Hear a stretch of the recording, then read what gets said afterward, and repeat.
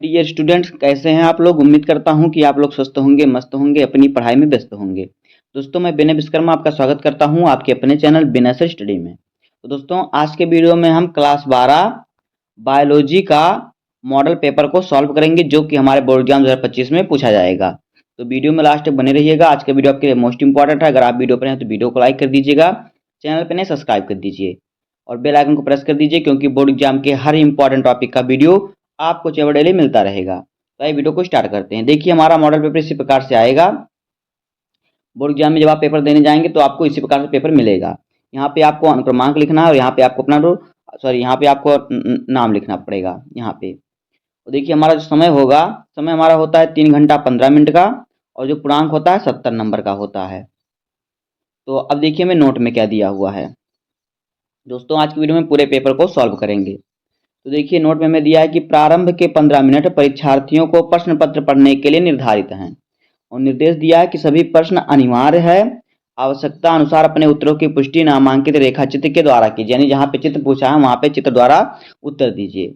अगला है निर्देश, प्रत्येक प्रश्न के निर्धारित अंक उनके सम्मुख दिए गए हैं। देखिए, अब हमारा आ गया बहुविकल्पीय प्रश्न। तो देखिए, बहुविकल्पीय प्रश्न क्या हमारा है। इसमें क्या करना है आपको, इसमें आपको करना है कि सही विकल्प चुनकर अपनी उत्तर पुस्तिका में लिखिए। तो देखिए, प्रश्न संख्या का क्या है, यहाँ पे देखिए। देखिए, प्रश्न संख्या का क्या कह रहा है। देखिए, कह रहा है कि निम्नलिखित में से कौन सा एक आभासी फल नहीं है। तो ए ऑप्शन है सेब, बी ऑप्शन है स्ट्रॉबेरी, सी ऑप्शन है अखरोट और डी ऑप्शन है आम। तो देखिए, जो आम है वो आभासी फल नहीं है, तो यहाँ पे ऑप्शन नंबर हमारा डी सही हो जाएगा। उसके बाद देखिए, अगला क्वेश्चन क्या है हमारा, खा वाला क्वेश्चन। देखिए, खा वाला क्वेश्चन है कि प्रोटीन संश्लेषण के प्रारंभन हेतु प्रारंभक कूट हैं। ए ऑप्शन है AUG, बी ऑप्शन है UAG और सी ऑप्शन है UGA और डी ऑप्शन है UAA।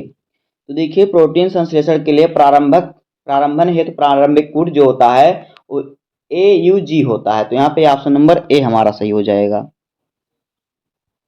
अब आगे देखिए, गा वाला क्वेश्चन क्या है। देखिए, गा वाला क्वेश्चन है कि निम्नलिखित में से कौन सा एक जैव निम्नीकरण यानी कि जैव विघटित प्रदूषक है। तो ए ऑप्शन है प्लास्टिक, बी ऑप्शन है एस्बेस्टॉस और फिर सी ऑप्शन है वाहित मल, डी ऑप्शन है ई कचरा। तो देखिए, यहाँ पे जो वाहित मल है वो जैव निम्नीकरण प्रदूषक है, तो यहाँ पे ऑप्शन नंबर हमारा सी सही हो जाएगा, वाहित मल। आगे देखिए, घा वाला क्वेश्चन है कि घड़ियाल पुनर्वास केंद्र कुकरैल स्थित है। तो ए ऑप्शन है प्रयागराज में, बी ऑप्शन है लखनऊ में, सी ऑप्शन है वाराणसी में और डी ऑप्शन है लखीमपुर खीरी में। तो घड़ियाल पुनर्वास केंद्र कुकरैल जो स्थित है लखनऊ में स्थित है, तो यहाँ पे ऑप्शन नंबर बी सही हो जाएगा। अब देखिए, हमारा आ गया निश्चित उत्तरीय प्रश्न। ये हमारा है निश्चित उत्तरीय प्रश्न। यहाँ पे देखिए, प्रश्न संख्या दूसरे का क्या है। देखिए, प्रश्न क्या कह रहा है। देखिए, प्रश्न कह रहा है कि टेपिटम कहाँ स्थित होता है, इसका क्या कार्य है। तो उत्तर देखिए, टेपिटम कहाँ पे स्थित रहता है, इसका क्या कार्य होता है। यहाँ पे देखिए, इसका उत्तर यहाँ से यहाँ तक इसका उत्तर हो जाएगा। तो देखिए, टेपिटम कहाँ स्थित रहता है, उसका क्या कार्य है। देखिए, टेपिटम परागकोश में स्थित होता है। यह परागकोश परागकण का पोषण करता है तथा उसका विकास करता है। दूसरा क्वेश्चन है खा वाला कि मेंडल ने मटर के पौधों में कितने जोड़ी विपरीत लक्षणों का अध्ययन किया। तो उत्तर देखिए, मंडल ने मटर के पौधों में 7 जोड़ी विपरीत लक्षणों का अध्ययन किया। उसके बाद देखिए, गा वाला क्वेश्चन क्या है। यहाँ पे देखिए, गा वाला क्वेश्चन हमारा क्या है। देखिए, गा वाला क्वेश्चन है कि किस पैथोजन के कारण हाथी पांव यानी कि एलिफेंटिएसिस रोग होता है। यह पैथोजन किस संघ से संबंधित है। तो उत्तर देखिए, हाथी पांव यानी कि फाइलेरिया संघ निर्मेटोडा का परजीवी बाउचेरिया बैक्रोफ्टी के संक्रमण से होता है। अब देखिए, घा वाला क्वेश्चन। घा वाला क्वेश्चन देखिए क्या है। घा वाला क्वेश्चन है कि आर डीएनए में आर क्या है।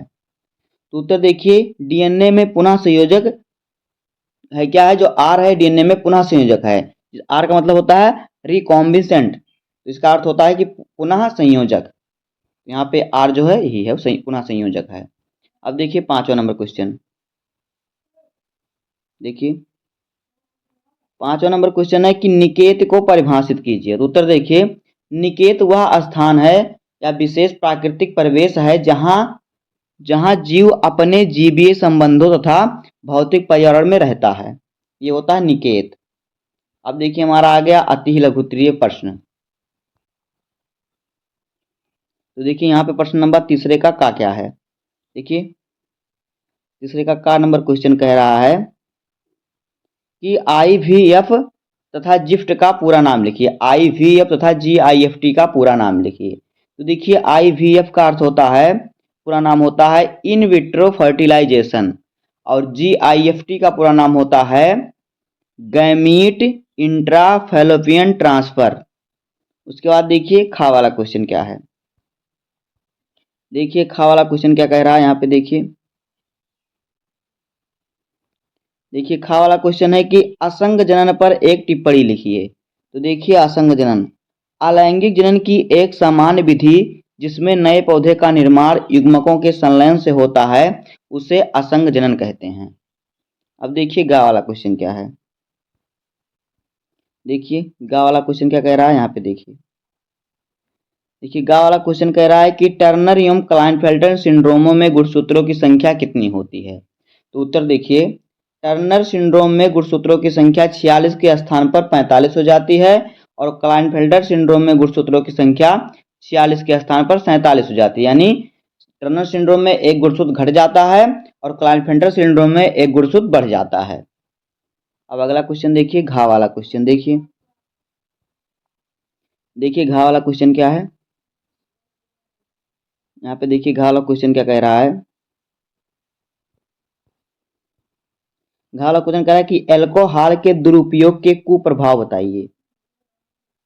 एल्कोहल के दुरुपयोग के कुप्रभाव क्या हैं। तो देखिए उत्तर, एल्कोहल के कुप्रभाव नंबर 1, एल्कोहल का सेवन करने से चेतना शून्य हो जाती है, यानी सोचने की क्षमता शून्य हो जाती है, और व्यक्ति का शरीर पर नियंत्रण नहीं रहता। तीसरा, एल्कोहल के सेवन से शरीर का यकृत खराब हो जाता है। अगला क्वेश्चन देखिए क्या है। पांचवा क्वेश्चन देखिए क्या कह रहा है कि जैव विविधता हॉटस्पॉट क्या है, इससे क्या आशय है। तो देखिए यह एक ऐसा जैव भौगोलिक क्षेत्र होता है जहां पर पर्याप्त मात्रा में जैव विविधता पाई जाती है। अब देखिए क्वेश्चन नंबर 4 आ गया। चौथे का क्या है। देखिए यहाँ पे चौथे का नंबर क्वेश्चन कह रहा है कि परागण के प्रकारों का वर्णन कीजिए। तो उत्तर देखिए, परागकण परागकण का पुष्पी पादप के वर्तिकाग्र तक जाने की घटना को परागण कहते हैं। परागकणों का पुष्पी पादप के वर्तिकाग्र तक जाने या पहुंचने की घटना को ही क्या कहते हैं, परागण कहते हैं। परागण की क्रिया मुख्यतः 2 प्रकार से होती है। नंबर 1 होता है स्वपरागण, दूसरा होता है परपरागण। तो देखिए स्वपरागण क्या होता है। देखिए जब परागकण एक ही पादप के एक पुष्प से दूसरे या एक ही पुष्प के परागकण वर्तिकाग्र तक पहुंचते हैं तो इस घटना को स्वपरागण कहते हैं। यानी कि जब परागण एक ही पौधे के एक पुष्प से या दूसरे पुष्प पे पहुंचते हैं, पौधा एक ही है लेकिन पुष्प उस पे 2-3 पुष्प लगा रहता है पौधे पे, तो उसी पौधे के पुष्प पे जा रहा है तो यह स्वपरागण होता है। स्वपरागण भी 2 प्रकार का होता है, एक होता है स्वयुग्मन, दूसरा होता है सजात पुष्पी परागण। अब देखिए परपरागण क्या होता है। देखिए परपरागण क्या होता है, जब किसी एक पादप के परागकण दूसरे पादप की वर्तिकाग्र तक स्थानांतरित होते हैं। यानी जब किसी पौधे के परागकण किसी दूसरे पौधे के परागकण फूल पौधे के पुष्प के वर्तिकाग्र पर जाता है तो इसे परपरागण कहते हैं। परपरागण भिन्न भिन्न कारकों पर निर्भर करता है। परपरागण माध्यम के आधार पर निम्न प्रकार के होते हैं। देखिए वायु परागण, जल परागण, कीट परागण, जंतु परागण, पक्षी परागण और जंतुकीय यानी चमगादड़ द्वारा परागण। तो ये परपरागण के प्रकार हैं। अब देखिए अगला क्वेश्चन क्या है। अगला क्वेश्चन देखिए क्या है। अगला क्वेश्चन है कि प्लेसेंटा पर एक संक्षिप्त टिप्पणी लिखिए। तो देखिए उत्तर, प्लेसेंटा अपरा एक संयुक्त रचना है। जो प्लेसेंटा होता है अपरा होता है इसका हिंदी। तो अपरा एक संयुक्त संरचना है जो स्तनियों के गर्भ में भ्रूण को गर्भाशय से संरचनात्मक एवं क्रियात्मक रूप से जोड़ने में सहायक होता है। अपरा भ्रूण के विकास में निम्न कार्य करता है। क्या करता है, भ्रूण का पोषण करता है, भ्रूण के श्वसन में सहायक होता है, भ्रूण का उत्सर्जन करता है और हार्मोन्स का श्रावण करता है। अब देखिए अगला क्वेश्चन नंबर गा। देखिए क्वेश्चन नंबर गा क्या कह रहा है यहाँ पे। देखिए कह रहा है कि अपूर्ण प्रभाविता तथा सह प्रभाविता में विभेद स्पष्ट कीजिए। तो उत्तर देखिए, अपूर्ण प्रभाविता सह प्रभाविता में विभेद, हेडिंग हमारा है अपूर्ण प्रभाविता। तो देखिए, संतति दो जनकों से मिलती जुलती नहीं होती तथा एक नई तीसरा लक्षण उत्पन्न होता है जो दोनों जनकों से मिलता जुलता तथा इनके बीच बीज का इनके बीज जैसा होता है, तो उसे अपूर्ण प्रभाविता कहते हैं। अब देखिए सह प्रभाविता क्या है। देखिए, जब किसी कारक या जीन के युग्म विकल्पी में से कोई भी कारक प्रभावी या अप्रभावी न होकर मिश्रित रूप से प्रभाव डालते हैं तो इसे सह प्रभाविता कहते हैं। अब अगला क्वेश्चन देखिए, घा वाला क्वेश्चन क्या है। देखिए, घा वाला क्वेश्चन कह रहा है कि जैव विविधता का महत्व समझाइए। तो उत्तर देखिए, जैव विविधता जीवों का मिश्रण है। किसी स्थान की जैव विविधता में अनेक प्रकार के प्रजातियां जैसे कि पौधे, जीव जंतु, सूक्ष्म जीव आदि पाए जाते हैं। जितने जीव उतनी भिन्नताएं एवं उतने ही उनके आनुवंशिक लक्षण।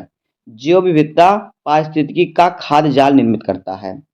स्तनधारी पक्षी, मत्स्य, मेढक, जीवाणु, विषाणु आदि जैव विविधता में समाहित होते हैं। सभी जैव विविधता ही, इन्हीं को मिलकर ही विविधता बनता है। ये सबके प्रकार ही जैव विविधता ही जैव विविधता होता है। अब देखिए जैव विविधता के महत्व। देखिए जैव विविधता के महत्व क्या है। भोजन का स्रोत, आय का स्रोत, पर्यावरण संतुलन, विभिन्न प्रकार के तेल एवं औषधियों की आपूर्ति, ऑक्सीजन की पूर्ति, घरेलू उपयोग की वस्तुओं की प्राप्ति और उद्योगों हेतु कच्चा माल।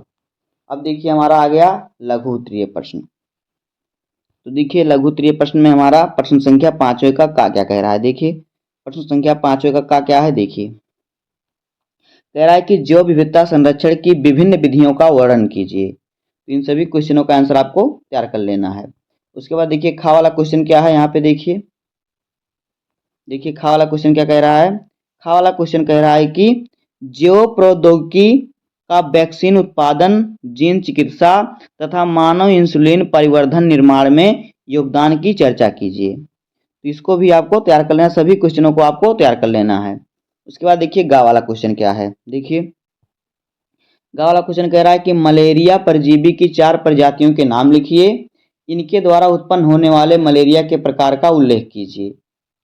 अब देखिए घा वाला क्वेश्चन क्या है। घा वाला मानव में एबीओ रुद्रिकी वर्ग की वंशागत का वर्णन कीजिए। तो इन सभी क्वेश्चनों का आंसर आपको तैयार कर लेना है, सभी बोर्ड एग्जाम के लिए मोस्ट इंपॉर्टेंट है। अगला क्वेश्चन है कि निम्न पर टिप्पणी लिखिए। भ्रूणकोष और विपुंसन, तो इन सभी को आपको तैयार कर लेना है। आगे देखिए खा वाला क्वेश्चन है कि मानव में भ्रूणीय प्रवर्धन से क्या अभिप्राय है। गा वाला सिकल सेल एनीमिया या दात्र कोशिकारकता पर एक संक्षिप्त टिप्पणी लिखिए। उसके बाद घा वाला है कि बायोगैस के उत्पादन में सूक्ष्म जीवों की भूमिका का वर्णन कीजिए। तो इन सभी को आपको तैयार कर लेना है। अब देखिए हमारा आ गया विस्तृत उत्तरीय प्रश्न। तो देखिए इसमें प्रश्न संख्या 7 क्या है। मनुष्य के मादा जनन तंत्र का सचित्र वर्णन कीजिए। तो यहाँ पे देखिए ये मादा जनन तंत्र का चित्र है। ये जो है मादा जनन तंत्र का चित्र है। तो देखिए यहाँ पे ये जो है ये अंडाशय होता है, तो ये अंडवाहिनी होती है जो नलिका होती है, और ये बीच में जो होता है ये गर्भाशय होता है, और ये जो होता है फंडप होता है, ये जो होता है गर्भाशयी नली होती है, और ये जो होता है यहाँ पे दिख रहा है ये है अंतः गर्भाशय, और ये है मायोमेट्रिस मायोमेट्रियम, और ये है ग्रीवा जो गर्दन की तरह है ग्रीवा है, और ये जो भाग है ये योनि है, और ये होता है अंडाशय। तो यही होता है इसका अंडाशय का मनुष्य में मादा जनतंत्र का चित्र। अब देखिए इसके बारे में पढ़ते हैं। देखिए मादा में प्राथमिक जनन अंग क्या है। तो अंडाशय जो होता है स्त्री का प्राथमिक जनन अंग होता है। जो अंडाशय होता है महिलाओं का प्राथमिक जनन अंग होता है। आगे देखिए, अब देखिए हमारा रिंग अंडाशय। तो अंडाशय एक जोड़ी अंडाशय उदर गुहा में स्थित होता है। जो अंडाशय होता है एक जोड़ी उदर गुहा में स्थित होता है। अंडाशय वृक्क के समीप मीसोबेरियम द्वारा उदर गुहा से जुड़े रहते हैं और अंडाशयी लिगामेंट द्वारा गर्भाशय से जुड़ते हैं। अब देखिए अंडाशय ठोस होता है। अंडाशय की सतह पर छोटे छोटे दाने जैसे उभार दिखाई देते हैं जिन्हें ग्राफियन पुट्टिकाएं कहते हैं। ग्राफियन पुट्टिकाओं में अंडाणु बनते हैं और पुट्टिका से ही एस्ट्रोजन व प्रोजेस्टेरोन हार्मोन्स का स्रावण होता है। अब देखिए सहायक जनन अंग। तो देखिए यह अंग जनन की प्रक्रिया में सहायता करते हैं। इसमें सहायक नलिकाएं व सहायक ग्रंथियां शामिल होती हैं।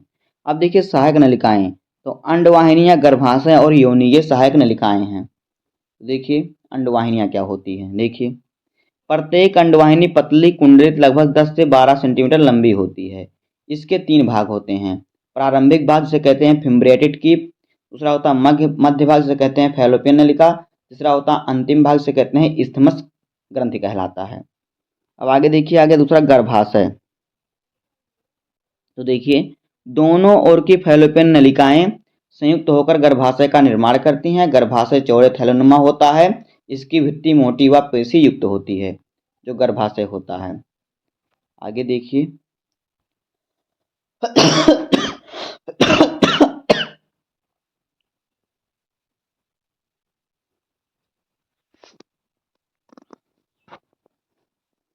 अगली सहायक नलिका है योनि। तो देखिए यह लगभग 8 सेंटीमीटर लंबी नलिका रूपी पेशीय संरचना होती है। योनि मादा जनन छिद्र द्वारा शरीर के बाहर खुलती है। योनि को जन्मनाल भी कहते हैं। अब देखिए सहायक ग्रंथियां क्या हैं। देखिए सहायक ग्रंथियां क्या हैं। इन ग्रंथियों का स्रावन जनन प्रक्रिया में सहायता करता है। तो देखिए पहला है स्तन ग्रंथियां। स्तन ग्रंथियों में शिशु के पोषण हेतु दुग्ध का निर्माण होता है। दूसरा है बार्थोलिन ग्रंथियां। तो बार्थोलिन ग्रंथियां क्या होती हैं। ये एक जोड़ी ग्रंथियां योनि के पार्श्व में स्थित होती हैं। तो इस क्वेश्चन को आपको इसी प्रकार सॉल्व करना होगा। उसके बाद देखिए अथवा के क्वेश्चन और दिया है कि पुष्पी पादपों में निषेचन पक्ष घटनाओं की व्याख्या कीजिए। इसको भी आपको तैयार कर लेना है। उसके बाद है वंशागत के गुणसूत्रों के सिद्धांत का वर्णन कीजिए। ये सभी दीर्घ उत्तरीय प्रश्न है, इन सभी को आपको तैयार कर लेना है। उसके बाद देखिए क्या है, औद्योगिक उत्पादों के संश्लेषण में सूक्ष्म जीवों की भूमिका का वर्णन। उसके बाद है आरडीएनए तकनीकी पर एक निबंध लिखिए। अथवा के दिया है कि समष्टि को परिभाषित कीजिए, इसकी विभिन्न पारस्परिक क्रियाओं का वर्णन कीजिए। तो जहां पे अथवा दिया उन दोनों में से आपको सिर्फ एक ही क्वेश्चन को सॉल्व करना होगा। तो दोस्तों इसी प्रकार से आपका मॉडल पेपर आएगा, इसी प्रकार के आपको हल करना है। तो बस आज की वीडियो में इतना ही। उम्मीद करता हूं कि आपको वीडियो पसंद आया होगा। अगर आपको वीडियो पसंद आया तो वीडियो को लाइक कर दीजिएगा। मिलते हैं किसी नेक्स्ट वीडियो में, तब तक के लिए धन्यवाद। जय हिंद।